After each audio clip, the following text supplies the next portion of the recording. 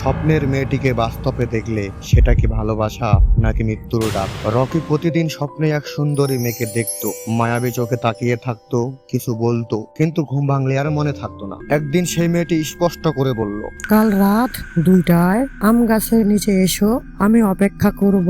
Rocky সকালে ঘুম ভাঙতেই অবাক। এবার সব মনে আছে, মেয়েটির মুখ, তার কণ্ঠ, তার প্রতিশ্রুতি। দিনভর ছেলেটার মনে শুধু সেই কথাটাই বাজলো।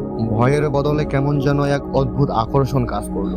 রাত 2টা, রকি নির্ভয়ে চলে গেল আম গাছের নিচে। ঠিক স্বপ্নের মতো সেই মেয়েটি দাঁড়িয়ে আছে, তার ঠোঁটে মিষ্টি হাসি। সে বলল, এসো, আমি তো শুধু তোমার অপেক্ষায় আছি। রকি এগিয়ে যেতেই হঠাৎ মেয়েটির চোখ ভয়ঙ্কর লাল হয়ে গেল। তার মুখ ছিঁড়ে খুলে গেল এক লম্বা কালো ছায়ার মতো দানবে। চারপাশে শীতল বাতাসে কানে ভেসে আসলো অদ্ভুত ফিসফিসানি। স্বপ্নের ডাকে যারা আসে তারা আর কখনো ভোর দেখে না। তুমি কি সাহস করে স্বপ্নের ডাকে আম গাছের নিচে যেতে?